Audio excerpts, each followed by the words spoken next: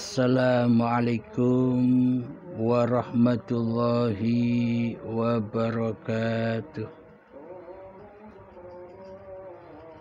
Bismillahirrahmanirrahim. Ashhadu an la ilaha illallah wa ashhadu anna Muhammadar Rasulullah.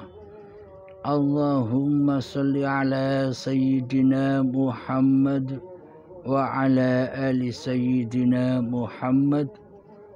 Rabbi israh li sadri wa yassir li amri wahlul 'uqdatam min lisani yafqahu qawli. Amin. Bismillahirrahmanirrahim.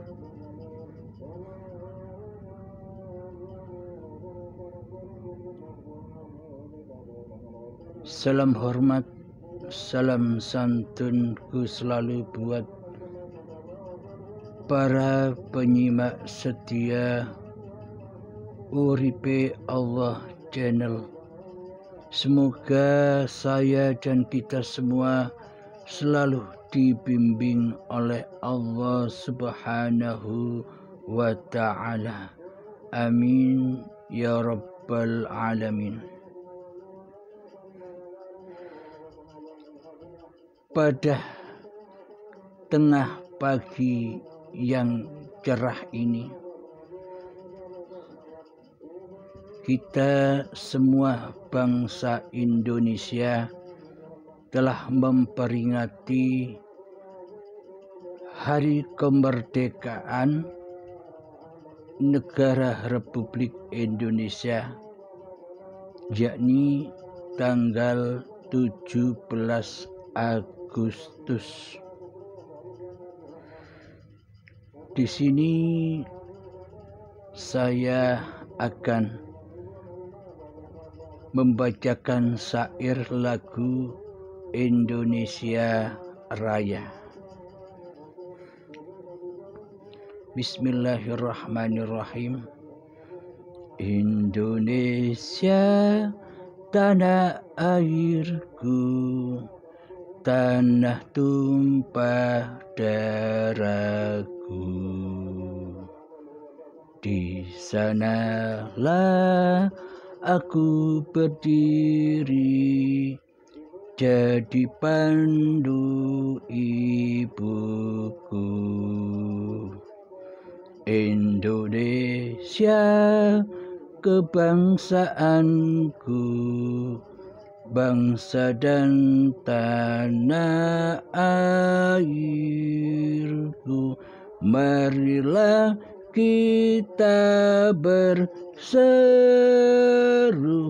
Indonesia bersatu.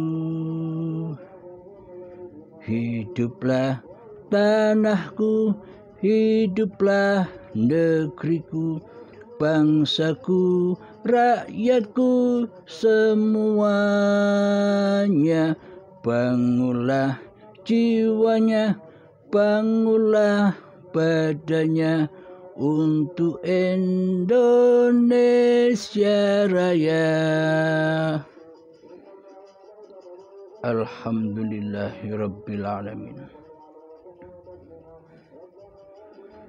Indonesia tanah airku, tanah tumpah darahku. Makna hakikatnya adalah hayatullah, uripe Allah yang menghidupi tanah ini sehingga terciptalah badan manusia kita.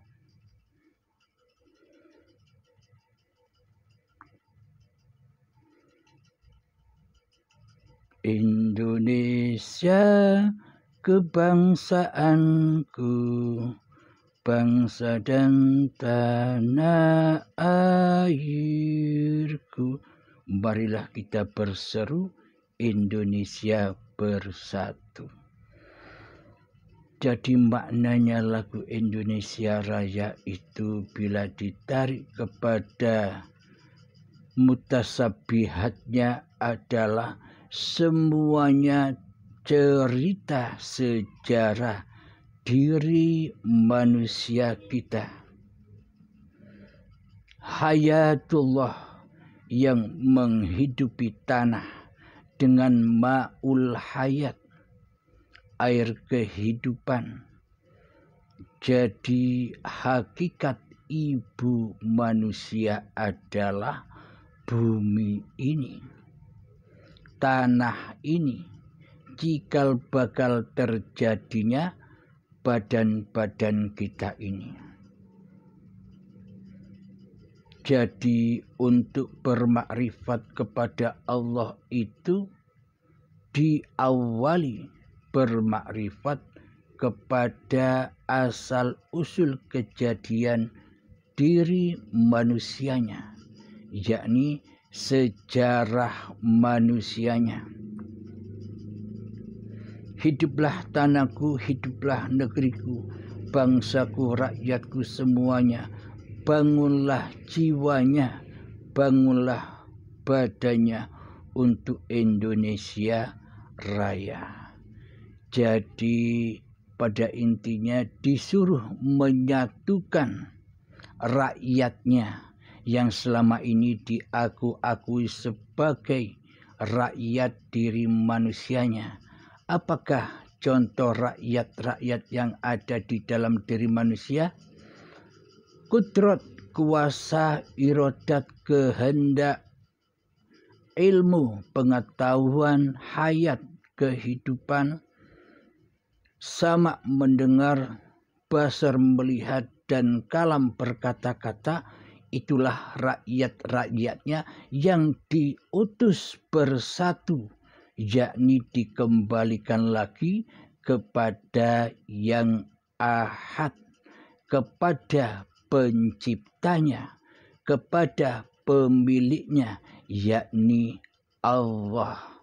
Pada intinya manusia diutus memerangi hawa nafsunya, karena selama ini hawa nafsu telah membelenggu masing-masing diri manusia untuk kembali kepada Tuhannya. Jadi hawa nafsu selama ini merampasi seluruh sifat-sifat Tuhannya, sehingga hawa nafsulah yang jadi Tuhan selama ini.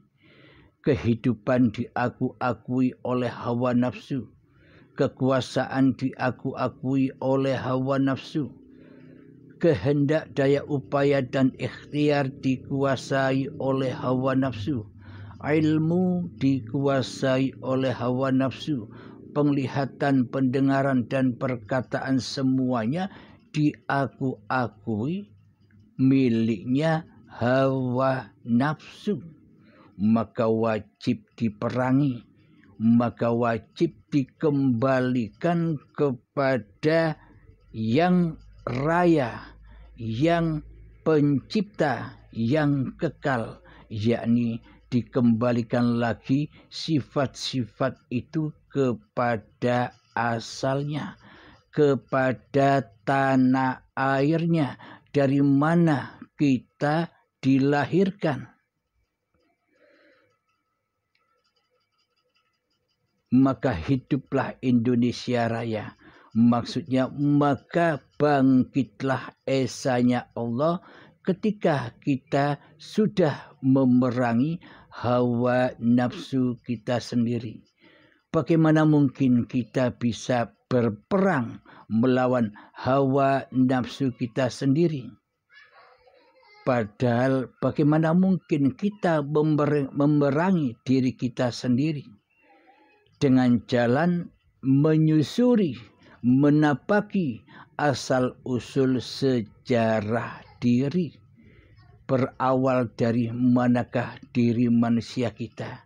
Bila kita menyusuri sejarah kehadiran diri manusia kita, maka kita akan rela dan ridho kembali ke asal usul diri manusia kita yang tak dapat disebut, yang gaib, yang tak ada, yang ada hanyalah Allah.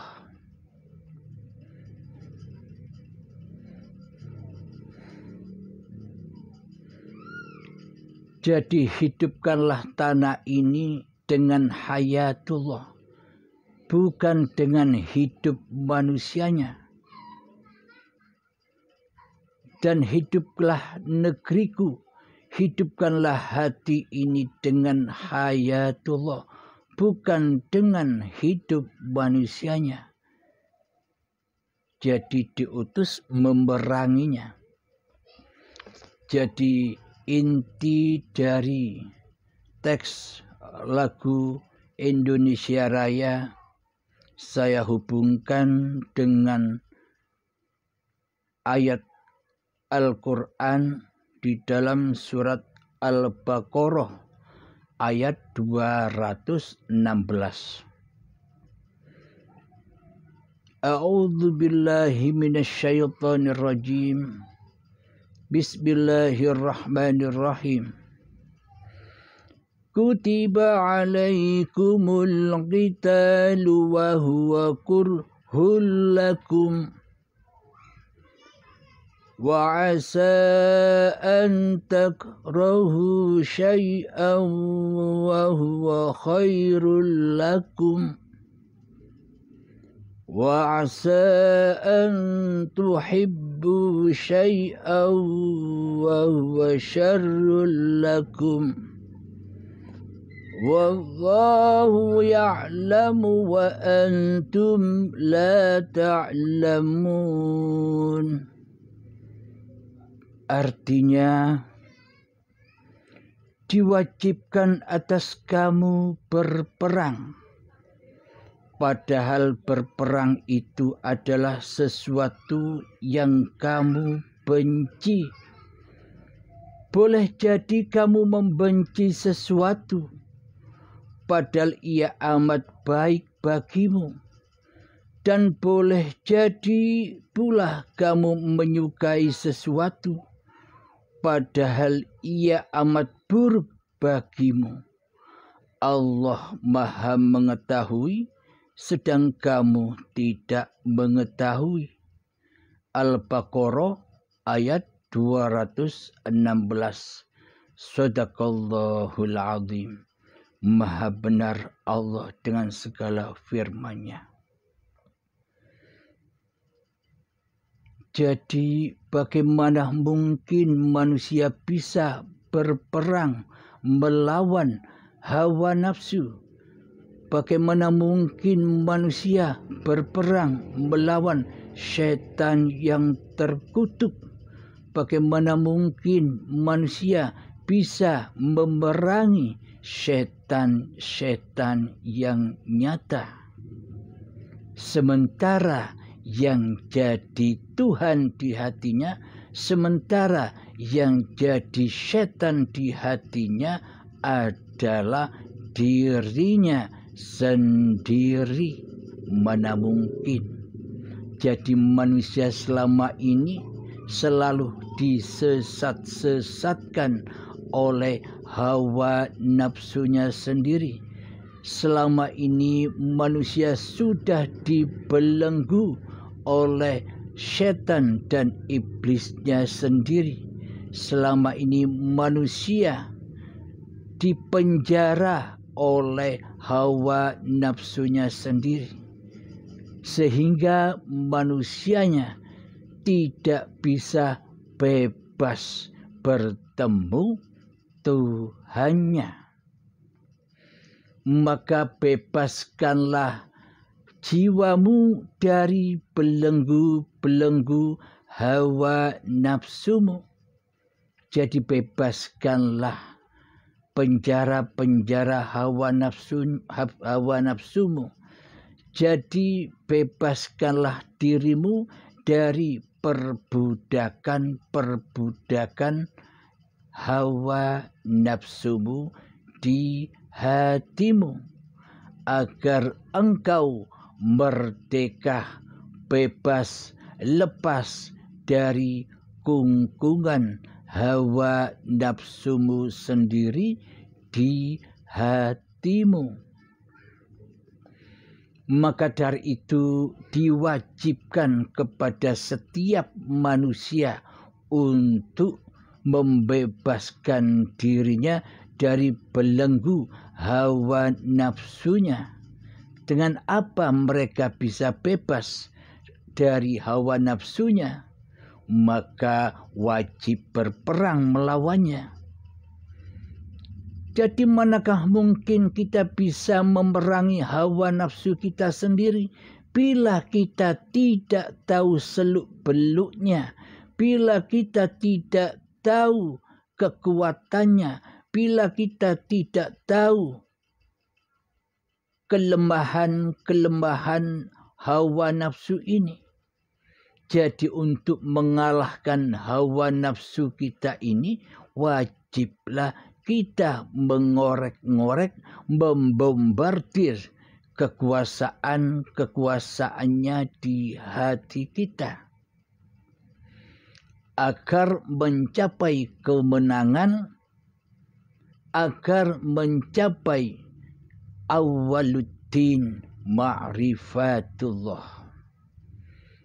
Jadi hati kita, jadi diri kita harus kembali menyusuri cikal bakal kejadian diri manusia kita, agar kita tahu seluk-beluk singgasana hawa nafsu ini.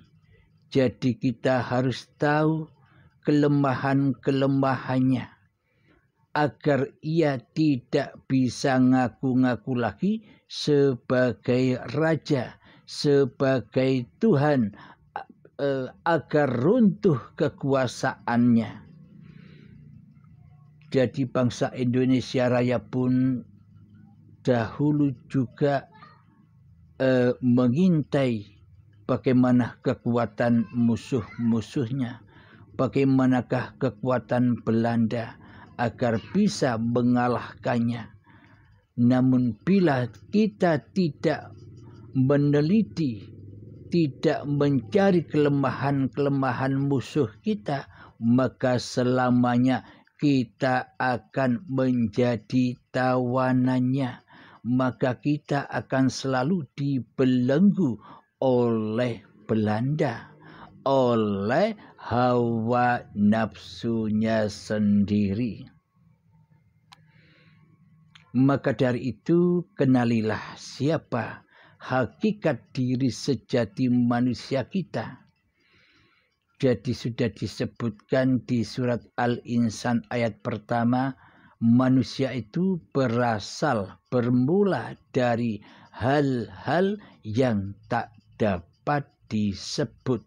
Berarti hakikat manusia itu tidak ada. Jadi yang mengadakan nama manusia itu adalah Sang Pencipta, yakni Hayatullah. Dengan hayatlah, dengan uripe Allah lah, maka badan ini bisa mengaku bahwa badan ini bernama manusia. Jadi jangan memandang badan-badan kita. Pandanglah hidup yang bisa mengucapkan, mengatakan, dan yang bisa menyebut bahwa badan kita ini adalah manusia. Apakah mungkin manusia bisa menyebut dirinya sendiri sebagai manusia? Tanpa Allah, tanpa hidup, tanpa uripe Allah. Jadi sebenarnya yang menyebut-nyebut, yang mengatakan bahwa diri kita ini adalah manusia, kan ya Tuhannya, kan ya menciptakannya, kan ya yang mengadakannya. Siapa itu? Hayatullah. uripe Allah sendiri sejati dan hakikatnya.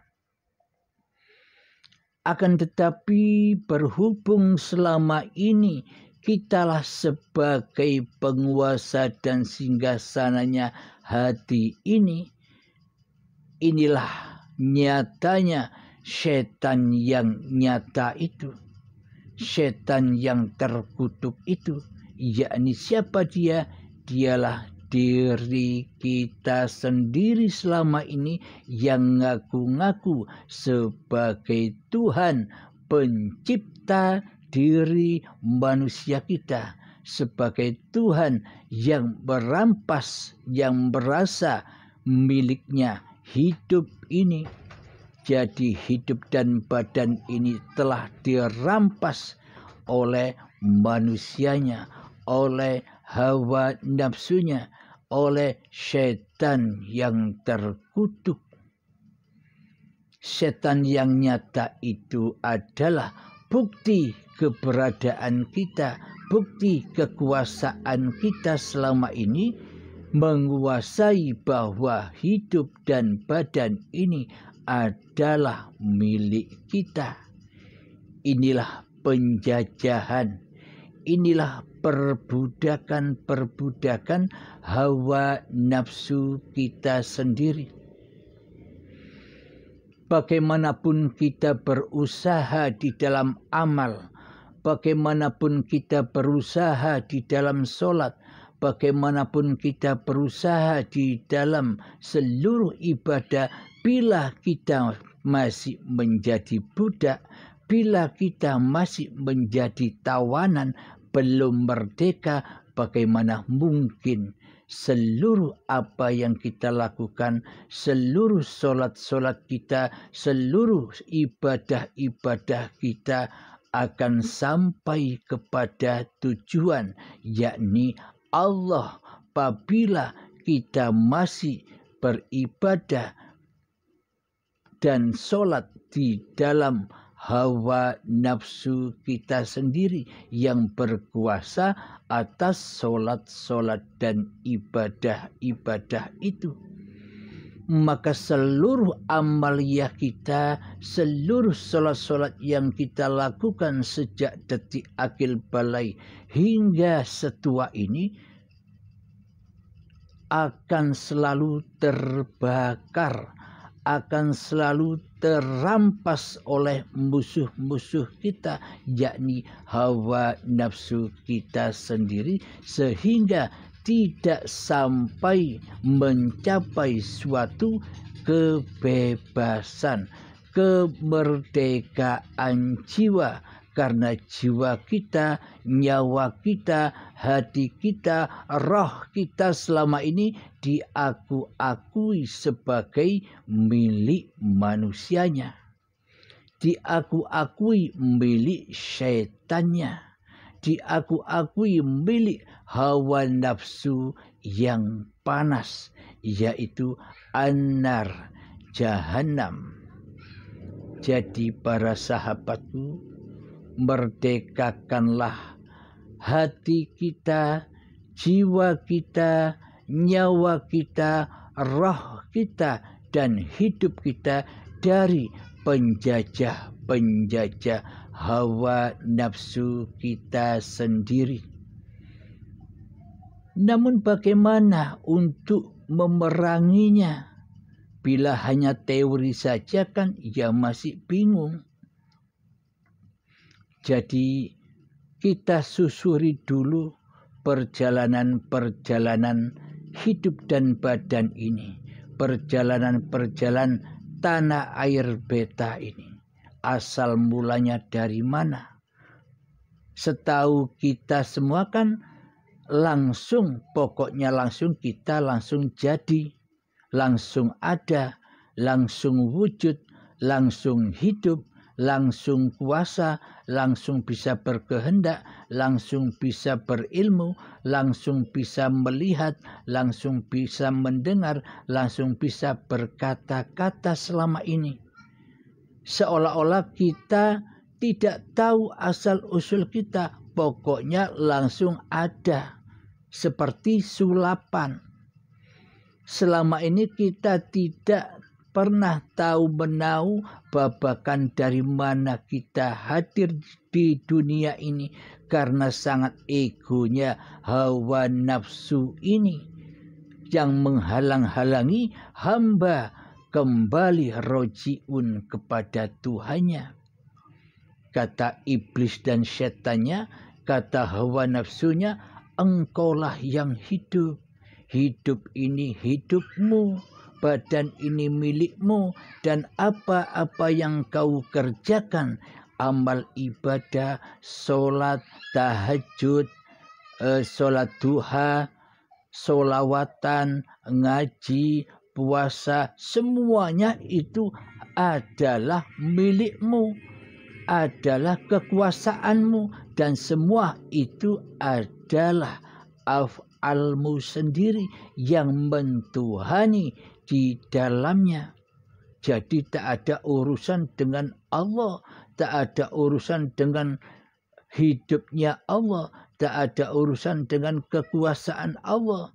Tak ada sedikit pun kekuasaan Allah yang ada padamu. Semua ini adalah kekuasaanmu sendiri, bro.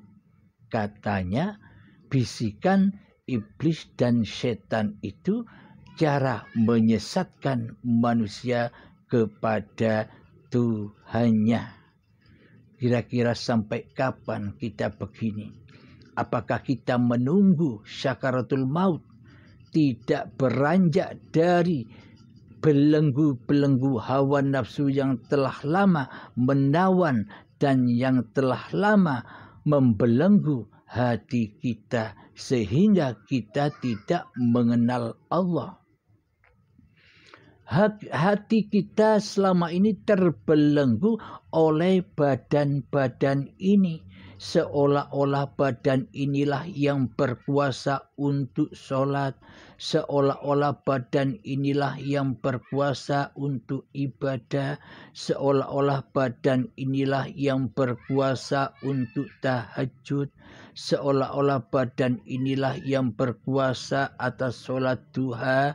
Seolah-olah badan inilah yang berkuasa atas semua doa-doa. Seolah-olah badan inilah yang berkuasa atas ngaji Al-Qur'annya kita setiap hari. Seolah-olah badan inilah yang berkuasa atas bacaan sholawat yang dilantunkan setiap saat.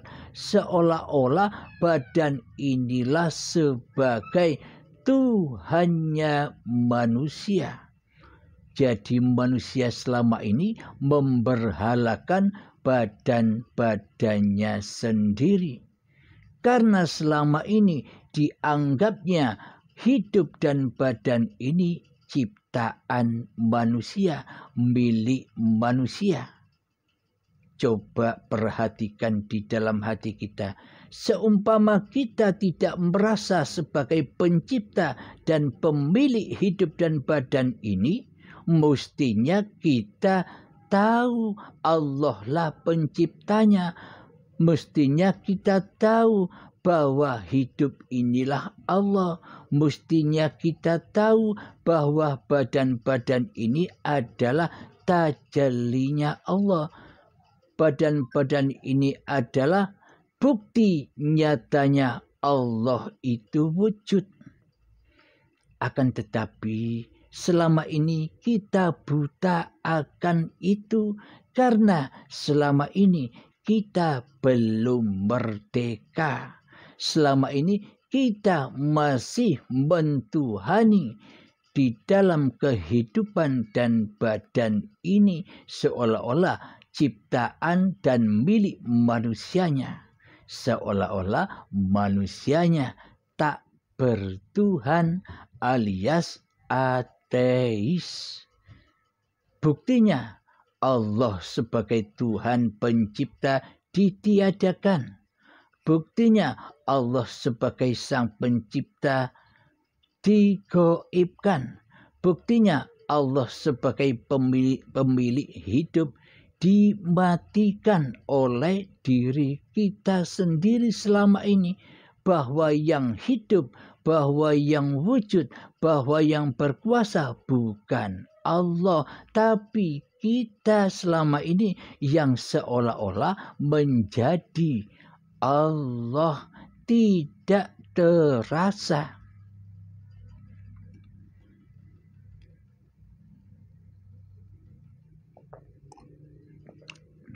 Mohon maaf.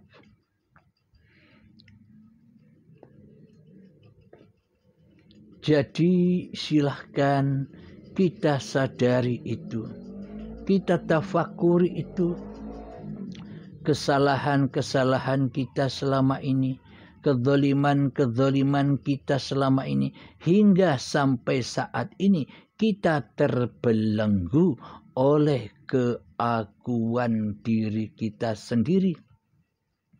Seolah-olah diri kitalah yang faham atas kajian-kajian ilmu, seolah-olah kitalah yang faham atas kehidupan ini, seolah-olah kita yang faham atas seluruh kebutuhan-kebutuhan kehidupan kita sendiri, seolah-olah kita faham atas pemeliharaan badan-badan kita dan badan-badan keluarga kita, seolah-olah kitalah pemeliharanya, seolah-olah kitalah yang menafkahinya.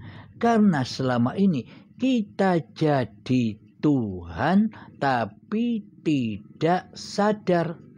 Kita jadi Tuhan tapi tidak terasa, karena butanya mata hati, karena butanya jiwa, karena tidak ada kesadaran di dalam bertuhan.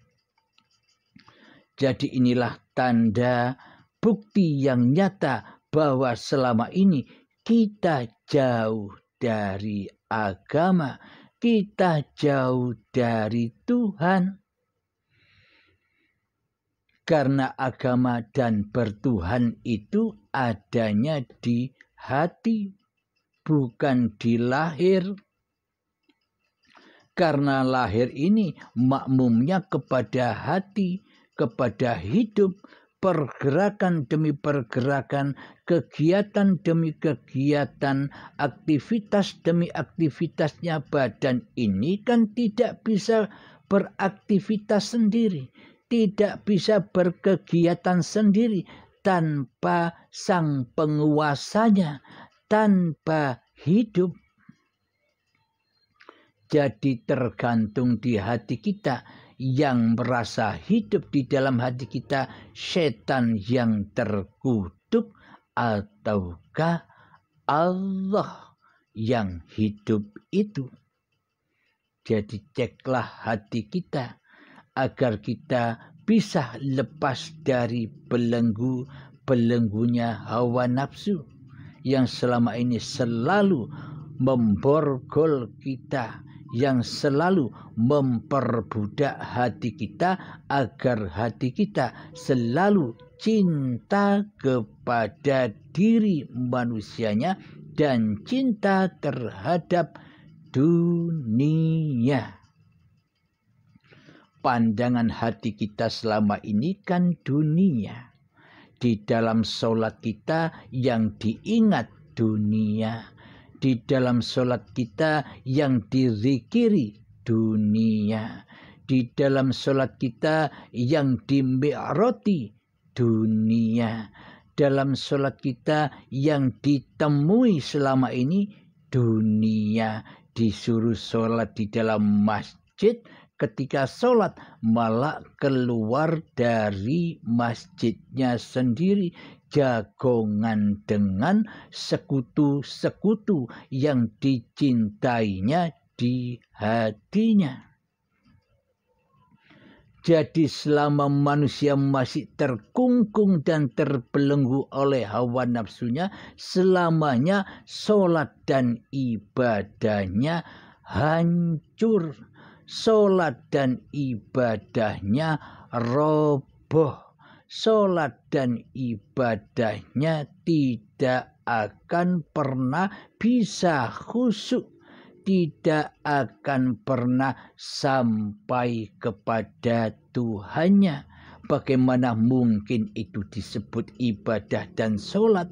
Wong di dalamnya yang dituhankan, yang dimi'rati bukan Allah, tapi hawa nafsu kita sendirilah yang merasa bisa melaksanakan ibadah dan sholat itu. Hati kita masih li nafsi. Jadi yang jadi Tuhannya di dalam diri adalah diri manusianya daripada Allah.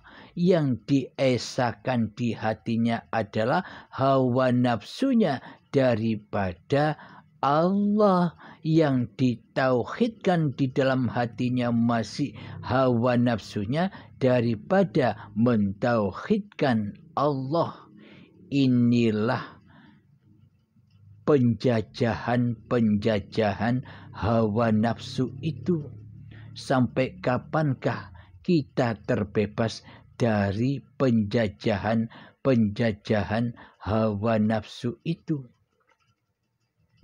Maka kita telusuri dulu dari siapakah awal mula adanya kehidupan dan badan ini. Mari kita buktikan dengan logika-logika, kenyataan-kenyataan yang masuk di akal kita.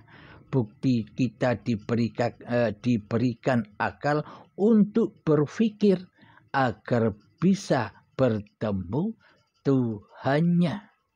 Pakailah akal fikir kita. Inilah pembuktian bahwa hidup dan badan ini sesungguhnya bukan manusia. Karena sesungguhnya manusia itu tidak ada. Adanya manusia karena ada Sang Penciptanya. Sesungguhnya wayang itu tidak ada tanpa diadakan oleh sang dalangnya. Mari kita buktikan satu demi satu.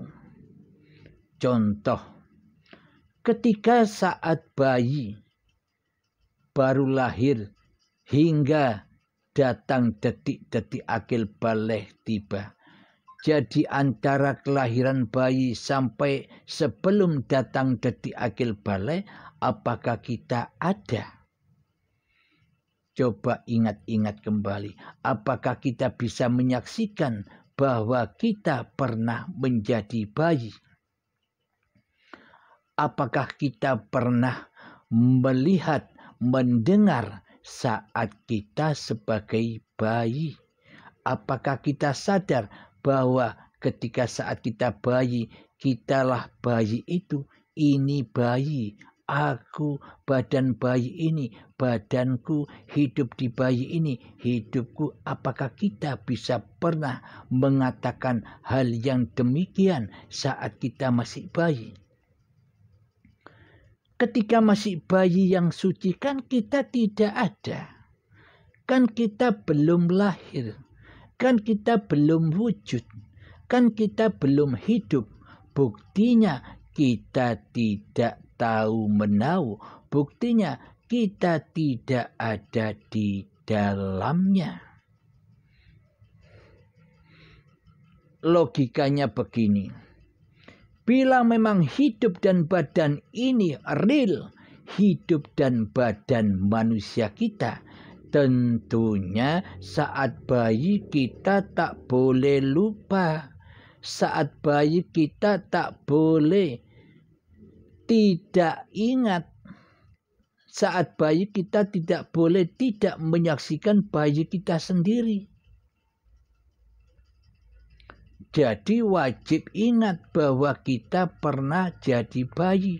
Dengan nyata, dengan persaksian yang nyata, bukan angan-angan. Jangankan masih bayi, ketika jadi janin di dalam rahim ibu pun kita wajib ingat. wajib menyaksikan bila memang hidup dan badan ini milik manusia kita. Bahkan ketika masih berupa jadi tanah pun, hidup dan tanah itu diproseslah tanah itu, kita pun wajib ada di saat menjadi tanah. Kita tak boleh ingat bila memang hidup dan badan ini milik kita.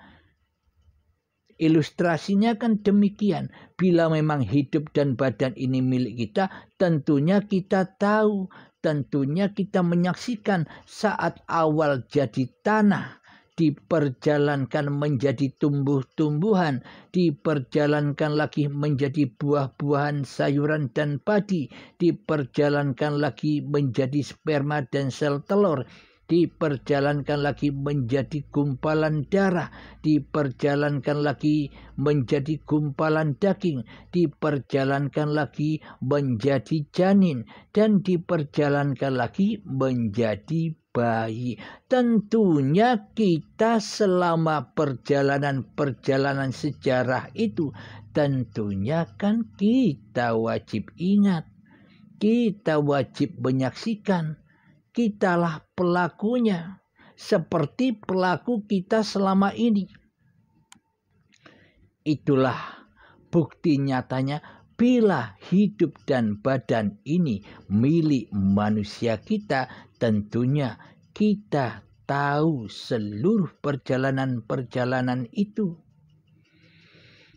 Inilah logikanya.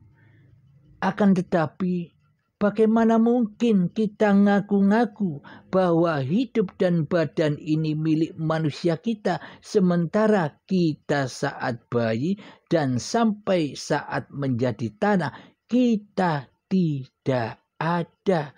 Kita belum disebut-sebut sebagai manusia karena memang kita tidak ada. Karena kita memang hal yang tak dapat disebut, bagaimana mungkin kita bisa mengaku bahwa diri kita manusia, sementara hakikat sejati diri manusia itu tidak ada. Yang ada hanya Allah. Inilah bukti nyata, real, bahwa hidup dan badan ini bukan milik manusia kita. Itu tentang hidup. Lalu tentang badan. Selama ini kan kita yang ngaku-ngaku bahwa badan ini milik manusia kita. Kita terbelenggu, terpenjara oleh hawa nafsu kita agar hawa nafsu ini mentuhani badan-badan ini, jadi Tuhan-Tuhannya badan yang menghidupi badan ini. Coba bukti logikanya. Bila badan ini milik kita, mestinya kan kita tahu bagaimana rupa jantung kita sendiri, bagaimana rupa hati kita sendiri, bagaimana rupa empedu kita sendiri, bagaimana limpa kita sendiri, bagaimana usus kita sendiri, bagaimana ginjal kita sendiri, bagaimana otak kita sendiri. Mestinya kan kita wajib tahu bagaimana darah ini dialirkan. Mestinya kan kita yang mengalirkan sendiri tanpa bantuan Allah. Karena selama ini kita menyangka bahwa badan ini badan milik kita sendiri. Bila memang badan ini milik kita sendiri, kita mesti tahu dalamnya bagaimana, pengerjaannya bagaimana, memilah-milah makanan di dalam pencernaan itu bagaimana. Tentunya tangan kita lah yang bekerja, masukkan ke dalam mulut kita dua-duanya, lalu kita memproses di dalamnya. Kita memperedarkan darah sendiri, kita mencerna makanan sendiri, dipilah-pilahlah makanan itu menjadi daging, menjadi darah, menjadi vitamin, menjadi energi, menjadi kekuatan, menjadi imun tubuh, dan menjadi kotoran. Mestinya kan kita yang bekerja atas badan-badan yang kita akui selama ini badan kita. Apakah kita pelakunya yang mengatur di dalam badan ini? Jangankan yang di dalam badan ini, yang di luar badan ini pun kita tidak tahu menahu mengaturnya. Tumbuhnya bulu-bulu, kita tidak tahu. Tumbuhnya kuku-kuku, kita tidak tahu. Tumbuhnya rambut-rambut, kita tidak tahu. Tapi kok ngaku-ngaku bahwa badan ini miliknya. Kan aneh. Aneh tidak kira-kira? Kita hanya selama ini tampil di luar badan. Kita selalu tampil di luar diri, sehingga kita buta akan yang ada di dalam diri. Siapakah penguasa yang ada di dalam diri ini? Selama ini kita terlena hanya tampil di luar diri, sehingga kita menjadi Tuhannya diri. Seolah-olah hidup dan badan ini milik kita selama ini. Hanya ngaku-ngaku saja. Tidak ikut punya, tapi mengaku-ngakui sebagai miliknya. Sama halnya contoh seorang tukang parkir. Jadi ada orang yang parkir menitipkan kendaraannya. Di situ pemilik kendaraannya, saya titip barangku ini ya, kendaraanku ini. Kira-kira saya tinggal selama 80 tahun lamanya. Oh, kok lama banget? Ya, tapi nanti setelah 80 tahun saya akan datang kepada Anda untuk mengambil titipan saya, yakni kendaraan saya mau saya ambil lagi. Katanya tukang parkir, katanya hawa nafsu, siap. Siap. Ini contoh hawa nafsu yang jahiliyah. Maka kata pemiliknya, kamu yang aku titipi kendaraan ini bebas memakai barangku, memakai kendaraanku kemanapun kamu butuhkan. Tapi ingat, jangan pernah kau akui bahwa kendaraan ini kendaraanmu pribadi. Ini hanya aku titip padamu. Peganglah amanah-amanah ini, bahwa kemanapun kamu memakai kendaraanku ini, jangan pernah mengaku-ngakui bahwa kendaraan ini milikmu. Hanya itu saja amanah yang harus kau pegang. Dan ketika 80 tahun nanti, kamu harus menyerahkan dengan rela dan ridho. Barangku ini kembali kepadaku. Jadi peristiwa ini di dalam Al-Quran, alastu birabbikum, apakah aku ini Tuhanmu? Qalu bala syahidna. Iya, engkaulah Tuhanku, dan kami akan selalu menyaksikanmu dimanapun kami berada. Jadi ketika itu pergilah sang pemilik kendaraan. Jadi mulailah dipakai kendaraan itu oleh sang tukang parkir yang dipasrahi, yang diamanahi sebuah kendaraan oleh pemilik kendaraan itu. Dipakainya ke sana kemari dengan rasa bangganya, dengan rasa mulianya, dengan rasa kepemilikannya. Setiap dipakai kemana saja, setiap ada orang tanya, waduh, bagus sekali kendaraanmu itu. milik siapakah kendaraanmu itu? Oh, ini milik saya, kata hawa nafsu. Jadi hawa nafsu ditanya, hidup dan badan ini milik siapa? Ini hidup dan badan milikku. Jadi setiap kita memakai kendaraan itu, setiap kali hati kita selalu mengaku-akui bahwa kendaraan ini sebagai miliknya.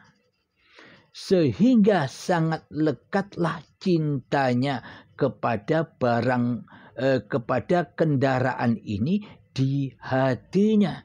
Jadi hatinya sampai mengaku-ngakui bahwa ini kendaraanku.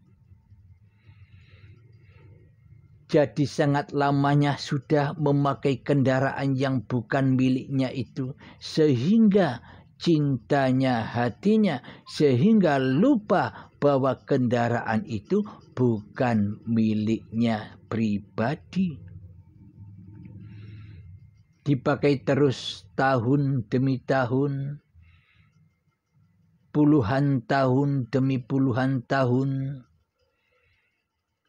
maka tibalah saatnya hari pembalasan, hari perhitungan. Jadi ketika sudah 80 tahun tibalah sang pemilik kendaraan itu. Ketika tiba-tiba sang pemilik kendaraan itu mendatanginya, maka terbelalaklah hawa nafsu itu. Kagetnya bukan main, ini mimpi apa nyata. Ketakutan demi ketakutan mendera di saat sejak dititipi kendaraan itu hingga saat datangnya pemiliknya. Takut demi ketakutan, takut nantinya yang memiliki ini datang mengambilnya. Yakni manusia, semua manusia takut mati. Padahal mati itu kesejatian diri manusianya. Loh kok ditakuti? Jadi tukang parkir itu takut bahwa suatu saat nanti pemiliknya datang untuk mengambil kendaraan yang biasa dipakainya, untuk mengambil barang atau kendaraan yang sangat amat sudah dicintainya di dalam hatinya.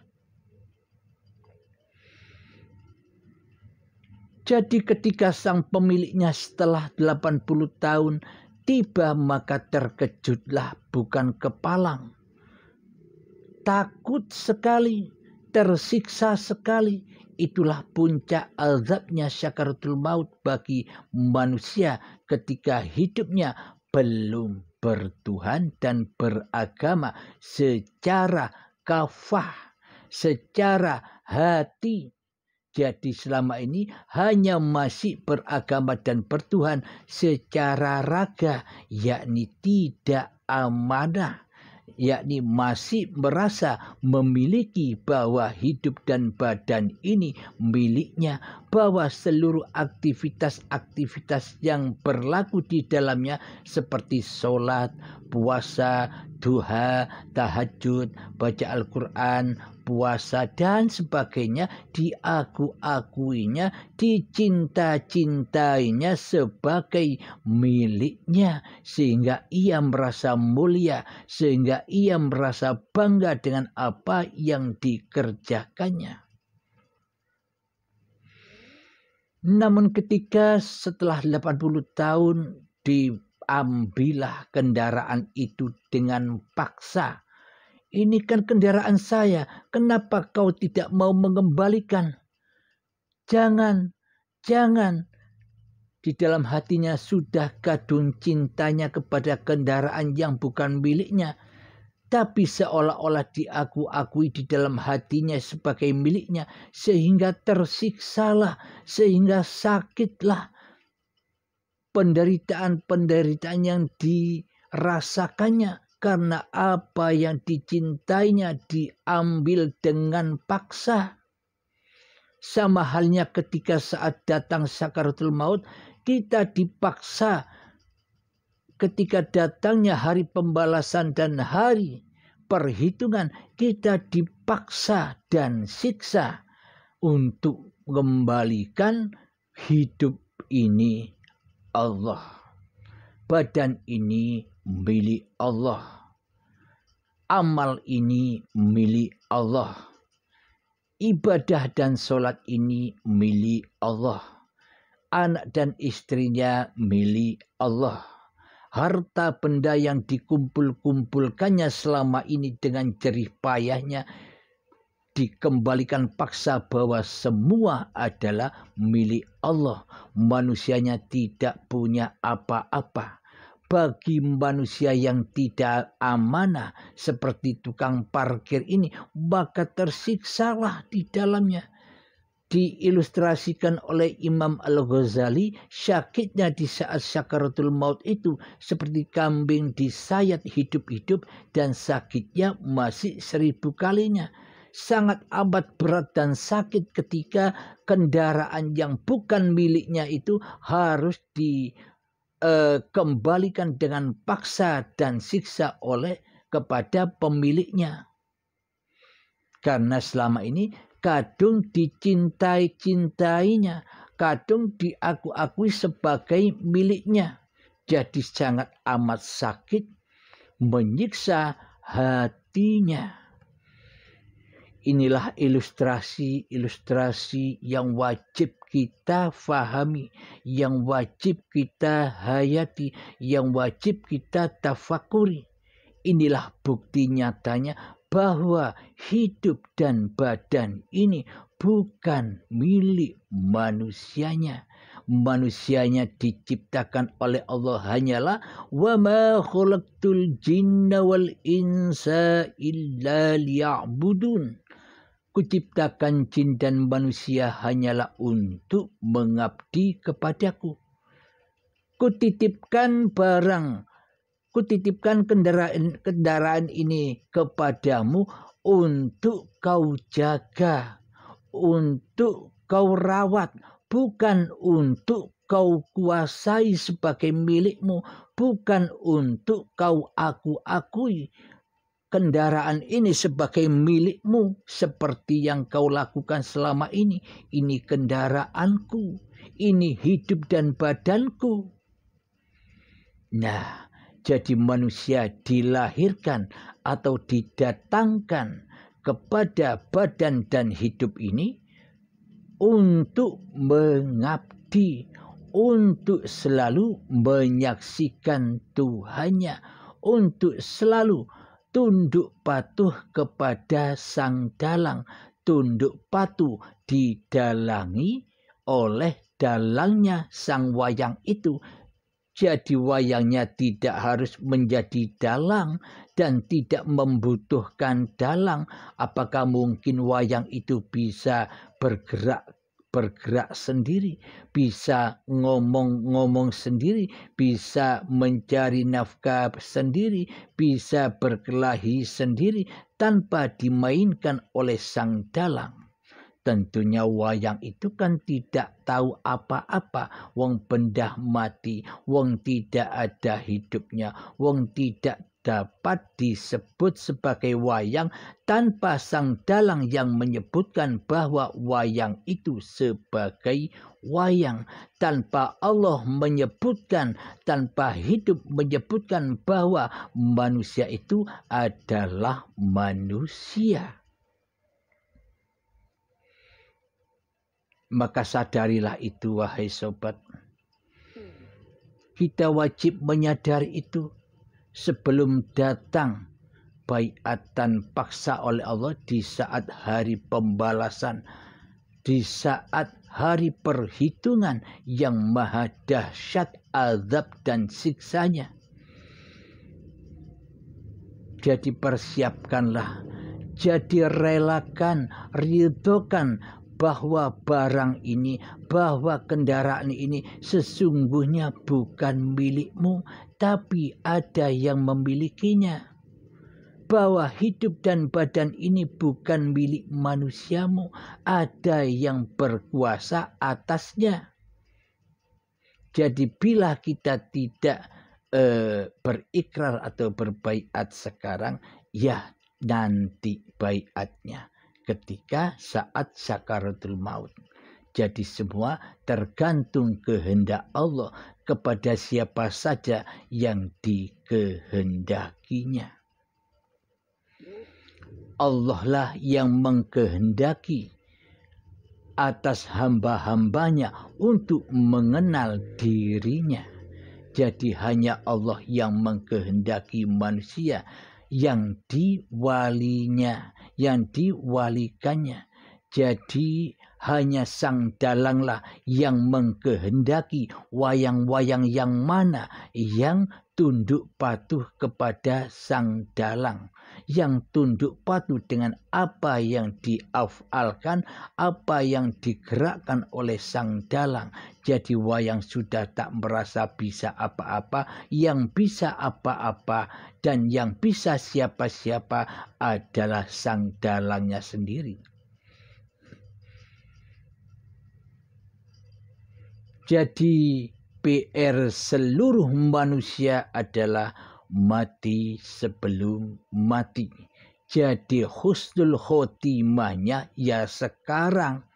Bila sekarang tidak bisa husnul khotimah, apalagi nanti saat azab menjemput, saat baiatan akbar menjemput, hingga hari pembalasan dan perhitungan menjemput. Sekarang saja kita tidak husnul khotimah tapi su'ul khotimah, apalagi nanti. Bismillahirrahmanirrahim. Man kana fi hadhil a'ma wa huwa fil akhirati a'ma wa adallu sabila. Barang siapa di dunia ini buta mata hatinya, maka di akhirat pun akan buta mata hatinya, semakin buta, bahkan tersesat-sesat jalannya. Bagaimana mungkin di dunia bisa di akhirat akan mengenal Allah, sementara di dunia tidak mengenal Allah. Alhamdulillah. Semoga pemaparan di Uripe Allah channel ini bisa membangkitkan kesadaran kita, bisa membangkitkan bisa menyadarkan atas kesalahan-kesalahan kita, atas kejahilian kita di dalam beragama dan bertuhan. Merdekakanlah hatimu dari belenggu hawa nafsumu. Itulah yang dimaksud makna dari syair Indonesia Raya. Alhamdulillahirabbil alamin. Hiduplah Indonesia Raya. Jadi itulah makna hari kebangkitan, yang mana bukan manusianya yang bangkit adalah esanya Allah, yang bangkit adalah hayatullah atas makhluknya, yang bagi manusia yang sudah menyadari, yang sudah husnul khotimah sebelum ajal menjemput. Jadi bebaslah kemanusiaannya dari diri manusianya. Kenapa kok bebas manusianya? Karena memang manusianya tidak bisa apa-apa. Yang bisa apa-apa, yang ternyata selama ini yang duduk, yang berdiri, yang masak, yang mandi, yang sholat, yang merokok, yang berpuasa, yang mengaji, yang sholawatan, yang bekerja. Siapa? Apakah manusia? Nah, Anda bisa bertafakur di situ. Dia mengheningkan cipta-cipta diri manusia kita, mengkiamatkan hidup dan badan kita, mengembalikan bahwa hidup dan badan ini bukan milik kita. Latihlah dengan sabar dan tekun. Jadi bagi siapa yang sudah lama berlatih tapi belum dunung-dunung, tapi belum sampai-sampai, tapi belum mi'rat, ya bisa dibantu dengan baiat. Jadi setelah dibaiat langsung dunung, langsung mi'rat secara kilat, tidak perlu lama-lama, tidak perlu butuh puluhan tahun, tidak butuh capek-capek, tidak butuh biaya yang mahal. Puluhan tahun itu biayanya mahal. Jadi tergantung kehendak Allah atas jiwa-jiwa manusia yang dikehendaki oleh Allah Subhanahu wa ta'ala. Jadi bekal-bekal menuju akhirat, bekal-bekal menuju mati adalah takwa, kembali kepada Allah dengan segera, dengan secepat-cepatnya berlomba dengan ajal. Jangan sampai kedahuluan ajal menjemput. Jadi raihlah husnul khotimah sekarang, jangan nanti kebalik. Jadi bila sekarang husnul khotimah, pasti akhirnya nanti pun pasti husnul khotimah. Bila saat ini masih su'ul khotimah, bila saat ini masih pengakuan manusianya yang merasa berkuasa atas hidup dan badan, pasti nantinya pun akan su'ul khotimah. Man kana fi hadhihi a'ma fahuwa fil akhirati a'ma wa adhallu sabila. Barang siapa di dunia ini buta mata hatinya, apalagi di akhiratnya semakin buta hatinya dan tersesat-sesat jalannya menuju Tuhannya. Alhamdulillahirabbil alamin. Selamat merayakan Hari Kemerdekaan Republik Indonesia, yakni saat ini di tanggal 17 Agustus. Semoga kita bisa terbebas dari belenggu-belenggu hawa nafsu kita sendiri dengan pertolongan Allah. Amin, amin, amin. Ya Rabbal Alamin. Akhir kalam. Assalamualaikum warahmatullahi wabarakatuh.